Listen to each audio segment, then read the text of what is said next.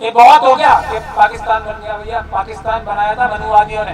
बाबा साहब डॉक्टर भीमराव अंबेडकर की इज्जत मैं इसलिए भी सबसे ज्यादा करता हूँ कि उन्होंने मनुस्मृति जला के भारत का संविधान में 1927 में, बहादुरी देख लीजिए, मनुस्मृति जलाने की जरूरत तब 1927 में बाबा साहब ने की थी। जब मनुवादी मुझे बोलते हैं ना, अब ये कुछ दिनों से बोलना शुरू किया है बहुत जोर जोर से कि मैं कट्टर मुसलमान हूँ, तो मैं मना नहीं करता बाकी लोगों की तरह, बिल्कुल नहीं करता, मैं कट्टर मुसलमान हूँ ही।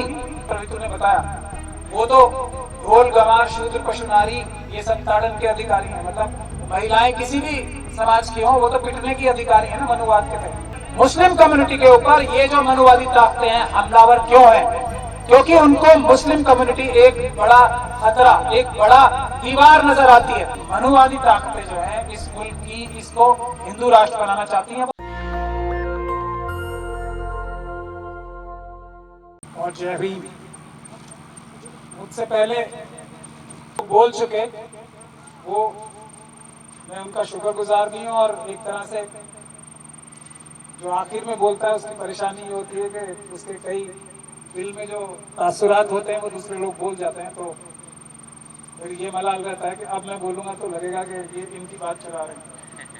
तो मुफ्ती सलीम साहब ने जो बोला, विकास कांगड़ा साहब ने बोला, प्रोफेसर रितु साहब ने बोला और बदलिया साहब ने भी बोला, तो बहुत सारी बातें मेरी वो छीन चुके हैं, लेकिन मैं उनकी तारीफ करता हूँ और उनको सबको मुबारकबाद भी देता हूँ कि जो जज्बात मेरे दिल में थे वो उन्होंने आप लोगों के सामने पेश किए।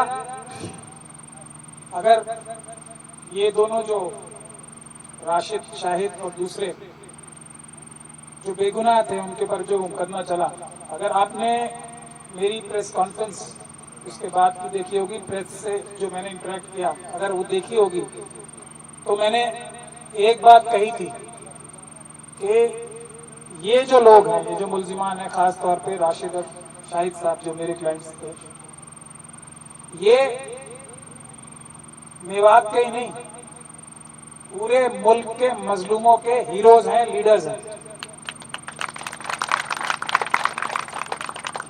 और हमारी जो मजलूमीन है भारत के, उनकी कमी यह है कि हम अपने जो लीडर्स हैं उनको ठीक से पहचानते नहीं, ना उनकी उतनी इज्जत करते हैं। मुफ्ती साहब ने भी यही बात कही, सलीम साहब। और इसी वजह से जो परेशानियां, दुख तकलीफ है वो हमारे हर एक के घर पे दस्तक देती हैं, कभी भी आ जाती हैं, बिना बुलाए आ जाती हैं, दरवाजा तोड़ के आ जाती हैं। तो पहले तो मैं इससे पहले कि अपना बयान शुरू करूं, मैं गुजारिश करूंगा राशिद और शाहिद साहब से कि वो दोनों ऊपर आ जाएं, क्योंकि हम लोग मुस्तहक नहीं हैं। और मुझसे पहले एक डॉक्टर रितु ने बोला था ना कि ए बैक टू सोसाइटी, तो जो मुश्किल परेशानियां इन्होंने झेली है शायद मैंने अभी तक वो नहीं झेली है। तो ये मुझसे बड़े मुजाहिद हैं, मुझसे बड़े कायद हैं, मुझसे बड़े मुस्तहिक हैं कि इनकी इज्जत हो, इनके गले में मालाएं डाली जाएं। ये अहम बात है। आप सब लोगों ने मेरा इस्तेमाल किया, मैं इनका इस्तेमाल किया। आप मेरे बराबर में खड़े, शाहिद साहब को बुलाइए, क्योंकि देखिए मैं वकील हूं, सुप्रीम कोर्ट में वकालत करता हूं, अलग अलग जगह वकालत करता हूं। मेरी एक समाज में जैसे भी है जगह है, एक प्रोटेक्शन है, लेकिन इन लोगों के ऊपर, और मुफ्ती साहब ने ये बात सही कही, हम उस हर एक इंसान को परेशान, दुखी और शर्मिंदा होना चाहिए जिसने अपनी जिम्मेदारी ये नहीं समझी कि इनके परिवार वालों के साथ क्या हो रहा है। ये बहुत अहम बात है और मैं मुफ्ती साहब का शुक्रिया अदा करना चाहता हूं। बाकी सब चीजें दीगर,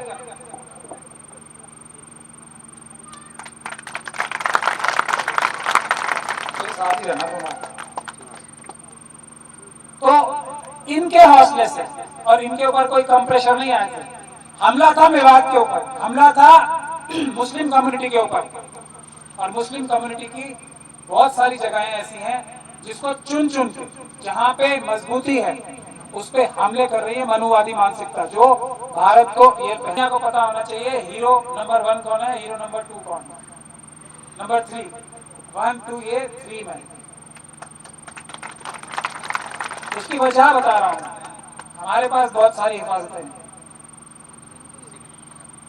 हमला हुआ था मेवात पे, हमला हुआ था मुस्लिम कम्युनिटी पे, क्योंकि मनुवादी ताकतें जो हैं इस मुल्क की, इसको हिंदू राष्ट्र बनाना चाहती हैं, वो खुल के सामने आ गई। पुरानी जो दूसरी भी रूलिंग पार्टीज थी उस टाइम भी मनुवादी ताकतें बहुत ज्यादा मजबूत थी, हर एक पार्टी में है, और उनकी छुप के ढक के कोशिशें चलती थी, लेकिन अब 2014 के बाद से खुल के आ गई। तो ये इन दोनों के ऊपर जो हमला हुआ था वो उन मनुवादी ताकतों ने जो भारत को हिंदू राष्ट्र बनाना चाहते हैं उसकी एक कड़ी है। हमला ये मेवात पे था, झेला अपने सीनों पे इन लोगों ने, तो इसलिए, और बहादुरी से झेला, कम मुश्किलें नहीं आई, इनके ऊपर कोई कम दबाव नहीं पड़े कि आप ये मुकदमा नहीं लड़ो, हम आपको 4 साल में छुड़वा देंगे, 5 साल में छुड़वा देंगे, ये लालच, वो डर। उसके बाद तकलीफ, अपनों को ना देखने पाने की तकलीफ, घर में क्या हाल होंगे, ये दोनों जिम्मेदार हैं, वो तकलीफ, वो सब भी झेल के ये लोग खड़े रहे। तो ये शुक्रगुजार होना चाहिए इन्हें, पूरे मेवात को इनका, क्योंकि ये मेवात पे हमला था। शुक्रगुजार होना चाहिए पूरी मुस्लिम कम्युनिटी को, और शुक्रगुजार होना चाहिए पूरे बहुजन समाज को, ये मजबूती से खड़े रहे। अगर ये दोनों मजबूती से नहीं खड़े रहते, मैं ये पूरी जिम्मेदारी एतमाद के साथ कह रहा हूं, मेरे बारे में तो बहुत लोगों ने कुछ बोल दिया, ये रिजल्ट कि इन लोगों को ये झूठा फंसाया गया, ये रिजल्ट कि इसकी कोई बुनियाद ही नहीं थी, ये रिजल्ट कि कोई तफ्तीश ही नहीं की पुलिस ने, और बहुत ही बुरी तरीके से फेल हो गई। इस तरह की जो फाइंडिंग्स कोर्ट की आई वो शायद नहीं आती अगर ये दोनों लोग मजबूती के साथ नहीं खड़े होते। तो ये किसके लिए आई है, ये सब फाइंडिंग्स, ये सब जो फैसले का हिस्सा है वो किसके लिए आया है, इन दोनों के लिए। ये तो बरी हो गए, ये फैसला आया है मेवात के लिए भी, जिसपे हमला था ये। अब देखना यह है कि मेवात के लोग इस मौके को इस्तेमाल करेंगे या सोए रहेंगे, ताकि अब जो दुश्मन है, जो मनुवादी ताकतें हैं, वो ज्यादा तैयारी के साथ हमला करें, जो हमले हो भी रहे हैं, मुफ्ती साहब ने, सलीम साहब ने बताए भी आपको। तो अभी दुश्मन पस्त नहीं हुआ है, वो हमला करेगा। जरूरत इस बात की है कि आप तैयार हैं या नहीं। और ये सिर्फ मेवात का मसला नहीं है, ये भारत को, भारत के संविधान से चलते रहने देने का मसला है। मैं आपको यह भी बताना चाहता हूं, ये सिर्फ मेवात पे हमला नहीं है, मुस्लिम कम्युनिटी के ऊपर ये जो मनुवादी ताकतें हैं हमलावर क्यों हैं? क्योंकि उनको मुस्लिम कम्युनिटी एक बड़ा खतरा, एक बड़ा दीवार नजर आती है भारत को हिंदू राष्ट्र बनाने के लिए। बाकी सब कम्युनिटीज में अभी कुछ कुछ जागृति आ रही है, जाग रहे हैं लोग, बेनकाब हो रहे, लेकिन एक कम्युनिटी ऐसी है जिसको पता है। ऐसा नहीं है कि मुसलमानों को कोई तकलीफ रहेगी, मनुवादियों से हाथ मिला सकते हैं, नहीं मिला रहे, क्योंकि मनुवादियों का जो असली निशाना है, मैं आप लोगों को ये खुल के बताना चाहता हूं। हम लोग तो सिर्फ 15% है ना 2011 के सेंसस के हिसाब से, मनुवादी कितने हैं? 12-13%। उसमें से भी जो उनकी ख्वातीन है, अभी डॉक्टर ऋतु ने बताया, वो तो ढोल गंवार शूद्र पशु नारी ये सब ताड़न के अधिकारी हैं। मतलब महिलाएं किसी भी समाज की हो, वो तो पिटने की अधिकारी है ना मनुवाद के तहत। तो महिलाएं भी नहीं है, तो 92% में से सिर्फ 15%, चलो हमारा हिस्सा, उनका पेट नहीं भरेगा हमारे हिस्से को खाने से। तो कितना हो गया? 8.5, 7.5% और 15% 22%। ये 78% जो उनका नजर है ना, वो शेड्यूल कास्ट, शेड्यूल ट्राइब और ओबीसी के हक पर है। उनका पेट 15% से भरने वाला नहीं है। ये तो मुस्लिम कम्युनिटी ने, और इसका जो श्रेय जाना चाहिए वो रसूलुल्लाह सल्लल्लाहु अलैहि वसल्लम को जाना चाहिए, इस्लाम मजहब की बुनियाद रूह को जाना चाहिए, जो ला इलाहा इल्लल्लाह मुहम्मदुर रसूलुल्लाह के बाद जो पहली चीज है, जो बुनियादी असूल है इस्लाम का, हुआ इंसाफ और बराबरी। इंसाफ और बराबरी सबके लिए, कोई मुसलमानों के लिए नहीं। और मजलूमों का हक, जो जितना बड़ा मजलूम है उसके लिए पहले मोमिन को खड़ा रहना चाहिए, जो जितना मुस्तहिक है। ये बात सही है ना, आलिम बैठे चाहते, मुसलमान और किसी गैर मजहब की बात नहीं है। अगर कोई मुस्तहिक ज्यादा मजलूम दूसरी कम्युनिटी का है तो उसके लिए एक सच्चा मुसलमान, एक सच्चा मोमिन पहले खड़ा रहेगा। इसीलिए जब मनुवादी मुझे बोलते हैं ना, अब ये कुछ दिनों से बोलना शुरू किया है बहुत जोर जोर से कि मैं कट्टर मुसलमान हूं, तो मैं मना नहीं करता बाकी लोगों की तरह, बिल्कुल नहीं करता, मैं कट्टर मुसलमान हूं ही। अब उनका बताने के लिए शुक्रिया। लेकिन कट्टर मुसलमान वो होता है जो अपने से पहले दूसरे मजलूमों का ख्याल करे, इसलिए मैं कट्टर मुसलमान हूं। और मेरा काम अभी भी 65, ये जो मुस्लिम कम्युनिटी के लिए काम होता है ना, क्योंकि उसको तो बहुत हाईलाइट हो जाता है अखबारों में इधर उधर, मेरा अब भी 60 से 65 से 70% काम SC ST माइनॉरिटीज के लिए, दूसरी माइनॉरिटीज के लिए और ख्वातीन के लिए है, जो मेरा प्रो बोनो या कि फी सबिलिल्लाह काम है।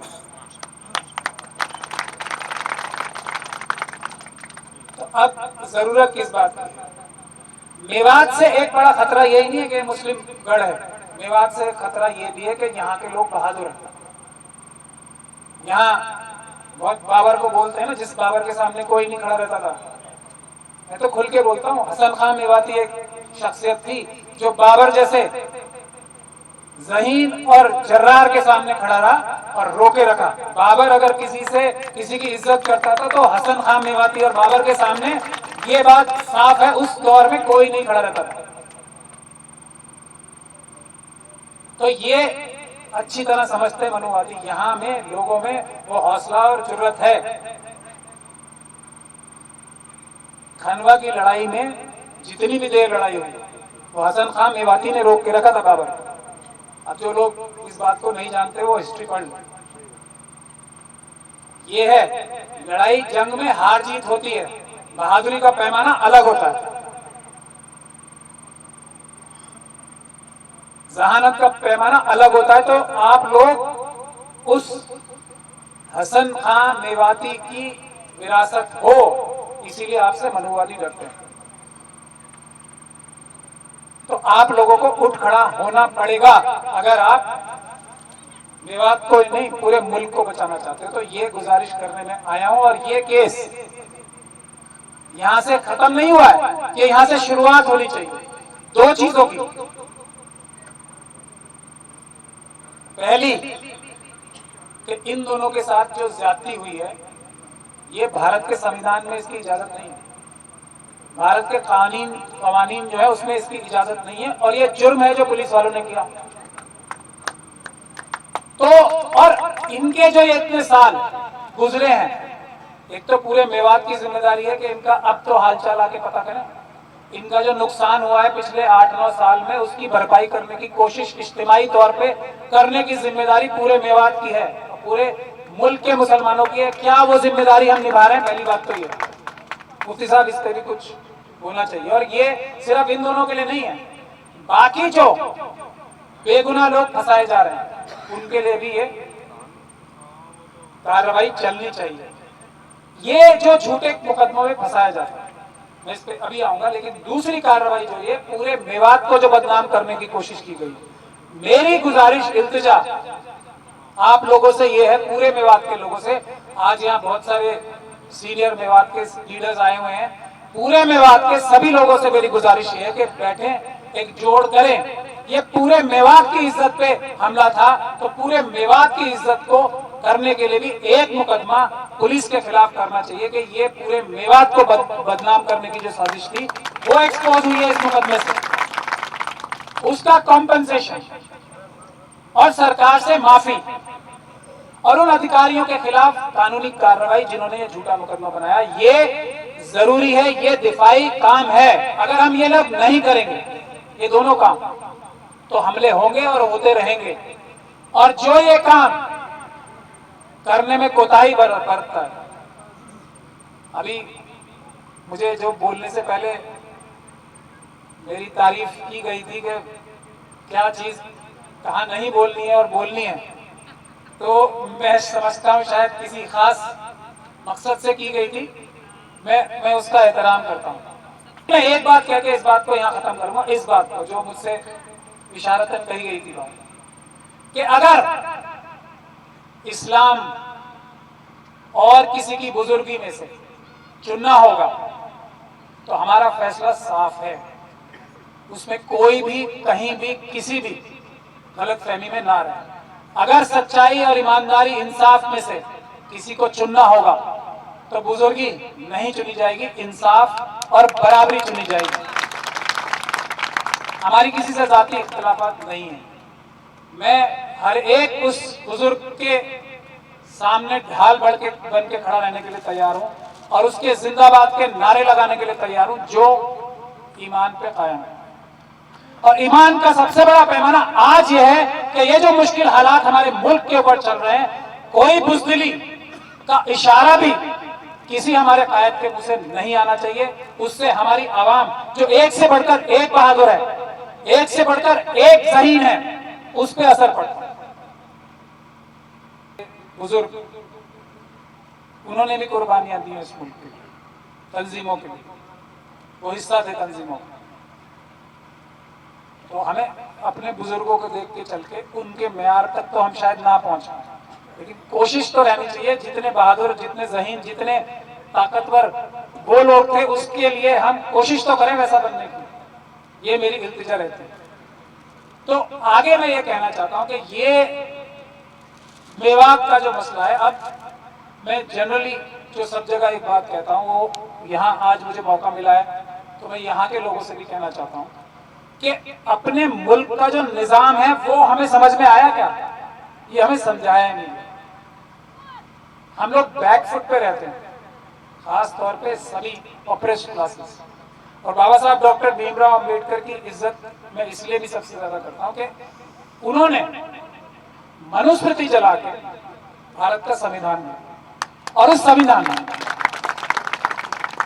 1927 में बहादुरी देख लीजिए, जब तन्हाई थे वो, एक तरह से मनुस्मृति जलाने की जरूरत तब 1927 में बाबा साहब ने की थी। और एक ऐसा संविधान लाया जो एक ही मजहबी सोच जो है, उसके अलावा जितनी भी मजहबी सोच है ना, इंसाफ और बराबरी की, उस सब का जुज है हमारा देश का संविधान। और यही संविधान हमें इस बात की इजाजत देता है कि हम अपने मजहब पे अमल किस तरह करें, किस तरह से अपनी फलाह बहबूद करें, माइनॉरिटीज में होके या SC ST होके, उसकी ये इजाजत, हिफाजत और तरकीबें सारी देता है। तो अगर हम संविधान ही बचा लें तो बाकी सारे काम अपने आप हो जाएंगे, ये समझने की बात है। तो सबको मिलके जड़ बचानी चाहिए ना, बुनियाद बचानी चाहिए, बिल्डिंग अपने आप बच जाएगी, हर एक माला बच जाएगा, हर एक SC ST OBC और दूसरे मुस्लिम, सिख, क्रिश्चियन, बौद्ध और महिलाएं बच जाएंगे अपने आप, अगर हम संविधान बचा लें। अब ये संविधान क्या है? ये कोई कागज का टुकड़ा नहीं है। जैसे हमारे यहाँ कुरान है, अमल करना है ना उस पे, उसी तरीके से अमल करना है संविधान पे। और संविधान क्या है? बाबा साहब डॉक्टर भीमराव अंबेडकर ने इस मुल्क का हर एक बाशिंदे, इस मुल्क के हर एक बाशिंदे को इस मुल्क का मालिक बनाया, एक वोट एक आदमी को देकर। और ये 4 तरह के नौकर बनाए, जिसमें अदलिया भी शामिल, जजेस भी आपके नौकर, हम वकील भी आपके एक तरह से नौकर हैं, क्योंकि हमें लाइसेंस मिलता है, हमें बहुत सारी ताकत भारत का संविधान देता है। जो ये MP MLA है ना, सब ये आपके नौकर हैं, टेम्पररी 5 साल के नौकर हैं। ये बात आपको समझ में आती है? पूरी तरह से नहीं आती, इसीलिए सारी प्रॉब्लम चल रही है। ये जो पुलिस के अधिकारी हैं, ये जो सरकारी अधिकारी हैं, IAS IPS, ये सब लोग आपके नौकर हैं। ये बात समझने की जरूरत है और इस एतमाद के साथ इन लोगों से डील करने की जरूरत है, इन लोगों से बातचीत, गुफ्तगू करने की जरूरत है। प्रेस भी हमारी नौकर, अब तो अच्छी नौकर, जो ईमानदार नौकर है यही है, जो सोशल मीडिया वाले हैं। ये जो मेन स्ट्रीम मीडिया तो क्रिमिनल मीडिया है, और वही मैं उन्हें कहता हूं।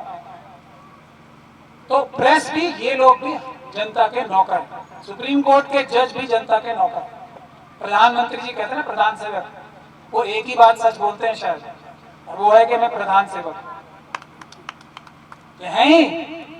तो उस एतमाद से आप अपना हक समझना शुरू करें। जमीन से लेकर आसमान तक, जमीन के नीचे से लेकर आसमान तक जो भी कुछ है, भारत के हर एक नागरिक का, हर एक सिटीजन का, हर एक बाशिंदे का बराबर का हक है। इस हक से आप बात करें।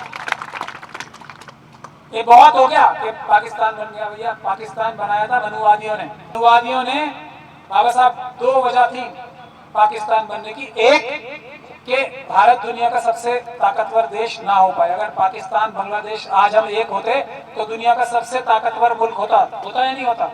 चाइना, अमेरिका, रशिया सब हमसे कमजोर होते। ये थी बड़ी साजिश। और मनुवादियों ने मिलकर वेस्टर्न कंट्रीज के साथ साजिश करके पाकिस्तान बनवाया। जिन्ना साहब उसका एक हिस्सा था। आज हम और आप इस हालात में होते अगर पाकिस्तान नहीं बनता। एक बात सिर्फ एक सेकंड सोच के देख लीजिए, क्या एससी कम्युनिटी के लोग इस हालत में होते? नहीं। उस टाइम भी बाबा साहब को मुस्लिम कम्युनिटी ने कॉन्स्टिट्यूएंट असेंबली में भेजा था। अगर बाबा साहब को प्राइम मिनिस्टर बनाने के लिए तजवीज थी, उस पर अमल कर लिया जाता तो मुल्क ही नहीं टूटता। तो मनुवादी देख लीजिए, ऐसे लोग हैं जो कि मुल्क तो तोड़वा लिया, बाबा साहब को प्राइम मिनिस्टर नहीं बनने दिया। ये साजिश है और हम अपने ऊपर लेते हैं कि जी शायद मुसलमानों ने पाकिस्तान बनवा लिया। बाबा साहब को बनवाते ना, मुसलमानों की तो चॉइस ही थे, उनको तो भेजा था हमने, नहीं बनाया ना। आज भी आरएसएस कहती है ना कि अखंड भारत बनाएंगे। मैं उनका और मुस्लिम कम्युनिटी साथ देगी, लेकिन वो झूठ बोलते हैं। कभी भी अखंड भारत बनाने के लिए काम नहीं करेंगे। ये बेईमानी है उनकी, झूठ बोलते हैं। अखंड भारत बनते ही मनुवाद जो है समाप्त हो जाएगा, समाप्त हो जाएगा, बिल्कुल खत्म हो जाएगा। ये बातें समझने की। तो अब मेरी गुजारिश आप लोगों से यही है कि एक तो अपनी तंजीमें मुकामी लेवल पे बनाएं। हमने भी मिशन सेव कॉन्स्टिट्यूशन नाम से एक अम्ब्रेला टाइप बनाई है, जिसमें कोई भी तंजीम आके काम कर सकती है। और उसमें हमारा जो मेन काम है वो ये रहेगा कि किसी के साथ भी कोई भी ज्यादती होती है जमीन पे, कोर्ट कचहरी कानून और उससे पहले पुलिस सीनियर ऑफिसर्स, बात की बात है। हम लोगों की टीम, वकीलों की और सोशल मीडिया एक्टिविस्ट की और इलाके के मुअज़्ज़िज़ लोगों की टीम मौके पे पहुंच के, जो ज्यादती इनके साथ हो रही थी, जो सैकड़ों नौजवानों को इस केस में तंग किया गया, मौके पे पहुंच के पुलिस को सिर्फ इतना कहें कि आप संविधान और कानून के साथ के हिसाब से काम करोगे, कानून और संविधान तोड़ के नहीं करोगे, नहीं तो हम आपके खिलाफ अभी से एहतजाज करेंगे, अभी से कानूनी कार्रवाई। इससे हमारी ज्यादातर समस्याओं का समाधान हो जाएगा। तो उसके बारे में भी आप सोचिए। और ये काम सिर्फ दिफाई नहीं होगा, बल्कि गवर्नमेंट की सैकड़ों स्कीम्स हैं जिसके बारे में आपको पता ही नहीं। वो स्कीम्स भी लागू करने के लिए ये जो committees block level, village level या सिटी लेवल, डिस्ट्रिक्ट लेवल पे बनेंगी, उसमें भी ये मदद करेंगे, लोगों को और आजादी मिलेगी। तो मैं आप लोगों को यह कहना चाहता हूं कि मुस्लिम कम्युनिटी की इस वक्त सबसे बड़ी जिम्मेदारी है मुल्क बचाने की, और पीसफुल प्रोटेस्ट सबसे बड़ा हमारा औजार, हथियार या तरीका है जिससे हम अपना मुल्क बचा सकते हैं। पीसफुल प्रोटेस्ट करने के लिए आप सब लोगों को तैयार रहना चाहिए। गिरफ्तारियां देने के लिए, वैसे भी तो पकड़ के ले जाना ही है ना झूठे मुकदमों में। जो कोर्ट अरेस्ट होता है, जो आजादी से पहले का तरीका था और आज भी ये सबसे बेस्ट तरीका है। हम लोग लिस्ट बनाएं, कितने लोग कहां से, किस गांव से, किस शहर से, किस इलाके से तैयार हैं जेल जाने के लिए, खुद वॉलंटियर करें। लेकिन प्रोटेस्ट होना चाहिए पीसफुल। अब पीसफुल प्रोटेस्ट जो उसको खराब करने की, उसको वायलेंट बनाने के लिए, उसको तशद्दुद वाला बनाने के लिए सारे मनुवादी दिमाग, सारे उनके जो भ्रष्ट अधिकारी हैं वो लगे होते हैं। तो अब जो हमें पीसफुल प्रोटेस्ट करने हैं वो इस तरीके से करने हैं कि किसी भी हालत में कोई भी शर का इस्तेमाल करके हमारे पीसफुल प्रोटेस्ट को में जो हिंसा है या तशद्दुद है उसको घुसा ही ना सके। हम नहीं करेंगे, वो उसको बनाने की कोशिश करते। तो उन लोगों से सावधान रहना है। हिंसा, अभी मैं उदयपुर का भी एग्जाम्पल देना चाहता हूं। ये हमारे आलिम दीन ने भी बताया कि ये गैर इस्लामिक है। मैं मजहबी एतबार से नहीं, कानूनी एतबार से बताना चाहता हूं ये। और हम लोगों की जो कोशिश है, जो हम कानूनी तरीके से, एक इंसान है जिसका गलीस आदमी का मैं नाम नहीं लेता हूं, लेकिन वो रसूलुल्लाह के बारे में भी और कुरान शरीफ के बारे में भी उसने बहुत बदतमीजियां की थी। अभी आजकल आप देख रहे हैं ना, चुप है एकदम। क्यों है? क्योंकि सुप्रीम कोर्ट तक से हमने उसकी जमानत नहीं होने दी, अभी भी जमानत नहीं हुई है उसकी, सिर्फ क्योंकि वो बहुत ज्यादा बीमार था, वो गलीस इंसान, इसलिए उसको 3 महीने की इलाज कराने की छूट मिली है। एक लफ्ज नहीं बोलता, जिसके लिए हम सब परेशान थे। मैं नाम नहीं लेता हूं उसका, आप सब लोग समझ ही गए होंगे, क्योंकि बहुत ही मुझे कराहियत आती है उसका नाम लेते। तो अब वो चुप बैठा है ना। और उसके अलावा जो पीसफुल प्रोटेस्ट हो रहे हैं, उससे सबसे ज्यादा असर पड़ता है। ये सब बदतमीजियां, ज्यादतियां बंद होने के लिए जब तक SC ST OBC और माइनॉरिटीज की सरकारें चुनी हुई नहीं आती, ये पीसफुल प्रोटेस्ट ही सबसे बड़ा तरीका है। मुझे ये बात कहनी नहीं चाहिए, अपने प्रोफेशन में, वकालत में, मेरे ख्याल से अब तक का रिकॉर्ड जो है वो 100% है। तब भी मैं ये कहता हूं कि 20% फायदा होगा सिर्फ अदालतों से। अदालतें खुद कह रही हैं हम पे दबाव है, 4 सुप्रीम कोर्ट के जजेस कह चुके हैं। 80% फायदा होगा पीसफुल प्रोटेस्ट। लेकिन पीसफुल प्रोटेस्ट होने चाहिए, पीसफुल ही रहने चाहिए, चाहे पुलिस कुछ भी करे। इस तरह का हमें निजाम बनाना है। अपने सीनियर लोग पीसफुल प्रोटेस्ट को लीड करने के लिए, तंजीमें पीसफुल प्रोटेस्ट को लीड करने के लिए इसलिए जरूरी है। आवाम बिल्कुल नहीं डर रही है, हमारे कायद भले ही डर रहे हैं, कोई आवाम नहीं डर रही, बिल्कुल नहीं डर रही। मैं पूरे मुल्क में घूम रहा हूं। उदयपुर जैसा जो काम होता है, इससे हमारी कोशिशों को सबसे बड़ा झटका लगता है। और मैं ये चाहता हूं कि अगर ये जो काम हुआ है, अगर ये हुआ है जैसा कि वीडियो में भी नजर आ रहा है, तो ऐसे लोगों को सख्त से सख्त सजा मिलनी चाहिए। उसकी वजह क्या है? इससे नुकसान हो रहा है हम जैसे लोगों का, जो हम कानून के रास्ते से इनकी जमाने हमेशा के लिए बंद कर रहे हैं। अब उनको मौका मिल रहा है दूसरी तरफ इसको डाइवर्ट करने।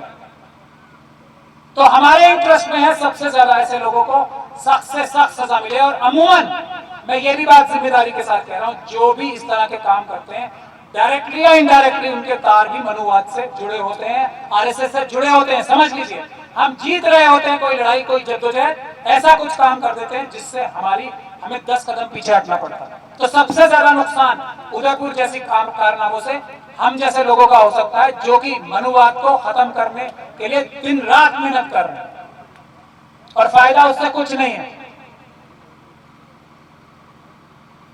तरीका है ना, ये तरीका हमारे आलिम दीन 1951 में जब संविधान बना था ना, तो उसमें कितने आलिम भी थे ना कॉन्स्टिट्यूशन में, सबने मान के ये संविधान बनाया था ना। और मुझे एक बात बता दीजिए कि खुद सजा देने का तो तरीका दुनिया भर में कहां है? मैं खुद ही जज बन जाऊंगा, मुझे लगा कि ये फला आदमी ने कोई गलत काम किया, मैं सजा दे दूंगा उसको। अगर किसी इस्लामिक मुल्क में भी ये काम होगा तो ट्रायल तो होगा, पहले मुकदमा चलेगा ना, साबित तो होगा उसने किया है नहीं किया है। क्या बगैर ट्रायल के मैं फैसला करने लगूंगा? ये किस मुल्क में और किस कानून में ये इजाजत है इसकी? इस बात को समझना होगा और ऐसे लोगों को सख्ती से निपटना होगा, सख्ती से रोकना होगा। ये हमारी जिम्मेदारी है, हमारे आइन के लिए, हमारे संविधान के लिए और हमारे मजबूती के लिए भी, अपनी मिल्लत की मजबूती के लिए भी ये सबसे बड़ी अहम जरूरत है। इस बात को हमें समझना चाहिए। तरीके हैं ना, आप तरीका इस्तेमाल करिए, उससे ज्यादा खतरनाक सजाएं मिलेंगी। 50 जगह मुकदमे बन सकते हैं ना, 3-3 साल की सजा है ना। हालांकि सही धाराएं नहीं लगाई जा रही हैं। अगर सही धाराएं लगाई जाएं तो ये देशद्रोह के मुकदमे बनेंगे जो इस तरह की बात कर रहे हैं, क्योंकि ये मुल्क के खिलाफ साजिश है। आप लोग क्या समझ रहे हैं कि ये जो बीजेपी के जो स्पोक्स पर्सन बोल रहे हैं कि ये मुसलमानों के खिलाफ है? ये मुल्क के खिलाफ साजिश तहत बोल रहे हैं। अगर 57 मुस्लिम कंट्रीज भारत से अगर अपना दिल खराब करेंगी तो भारत का नुकसान सबसे ज्यादा होगा। हमारी फॉरेन एक्सचेंज 60% भी मुस्लिम देशों से आती है। जो आज भारत में कुछ इकोनॉमी कुछ बची हुई है ना, इन्हीं मुस्लिम देशों से हमारे SC ST OBC के लोग, माइनॉरिटीज के लोग जाके वो भेज रहे हैं, उससे हमारी खर्चा चल रहा है। उसके ऊपर हमला है ये कि कैसे नाराज नहीं होंगे मुस्लिम कंट्रीज। अब तो हम अपने स्पोक्स पर्सन से ही कहलवाएंगे, अब तो नाराज होंगी। ये साजिश चल रही है पाकिस्तान और चाइना के साथ मिलके, इजराइल के साथ मिलके, मनुवादियों की। ये बात आपको समझनी चाहिए। जो वहां से लाखों लोग अगर वहां से निकाले जाएंगे मिडिल ईस्ट कंट्री से, मुस्लिम कंट्री से, यहाँ आएंगे ना वापस, यहाँ बेरोजगारी बढ़ेगी, जो वो पैसा कमा के ला रहे हैं वो कम होगा, और वहां जो जगहें खाली होंगी वहां पे पाकिस्तान और चाइना के लोग जाके नौकरी करेंगे ना। ये बात समझ में आती है आपको? तो बीजेपी और आरएसएस जो पाकिस्तान, चाइना और इजराइल की मदद कर रहे हैं, अभी ये जो अग्निपथ और अग्निवीर का जो प्रोग्राम है ना, ये इजराइल से सीखा है उन्होंने। भारत की सेना को इजराइल की सेना ट्रेनिंग देगी, ये है मनुवाद। जो सबसे बड़ी ताकत है, सबसे बड़ी सेना है, जिसको यूएन सबसे ज्यादा अगर किसी मुल्क की सेना को पीस कीपिंग फोर्सेस के लिए बुलाता है तो भारत की सेना को सबसे अच्छी सेना है, उसको इजरायली सिखाएंगे आके। ये साजिश समझ रहे हैं आप लोग? तो असली साजिशकार देश के खिलाफ, देश का संविधान तोड़ के काम करने वाले ये मनुवादी बीजेपी और आरएसएस के लोग हैं। तो हमें अपने मुल्क के लिए उठना है, मेवात के लिए ही नहीं, मुल्क के लिए उठना है। तो इन्हीं लफ्जों के साथ मैं आप लोगों से एक तो यही गुजारिश करूंगा कि एक जोड़ बैठना चाहिए। आपके सारे मेवात के जितने भी गांव हैं उसमें दो चीजों का फैसला होना चाहिए। एक तो ये केस और इस जैसे जितने भी केस हैं उसकी पैरवी की जाए, इनको बरी कराने के लिए तो ठीक है, लेकिन जो वापसी कानूनी कार्रवाई होनी है झूठा फंसाने की, उस पे फैसला लेना चाहिए। एक ये लोग तो अपने आप हमारे थ्रू भी कर लेंगे ये अपने लिए, जो इनका जाती मसला है, लेकिन मेवात की तरफ से मुकदमा दायर होना चाहिए मेवात की अस्मत को बदनाम करने का। उसके लिए मैं चाहूंगा कि आप एक जोड़ बिठाएं, अगर जरूरत पड़ेगी तो मैं भी आऊंगा उसमें, ताकि मेवात की तरफ तो कम से कम कोई भी मनुवादी, कोई भी मुल्क का दुश्मन टेढ़ी आंख करके ना दे सके, झूठा इल्जाम लगाने की जुर्रत ना कर सके। नेशनल दस्तक की आपसे गुजारिश है कि अगर इसको बचाना चाहते हैं तो नेशनल दस्तक को सब्सक्राइब करने के लिए रेड कलर के सब्सक्राइब बटन को दबाएं, फिर बेल आइकन की घंटी दबाएं। नेशनल दस्तक को बचाने के लिए बहुत जरूरी है कि हर खबर को शेयर करें, लाइक करें, कमेंट जरूर करें।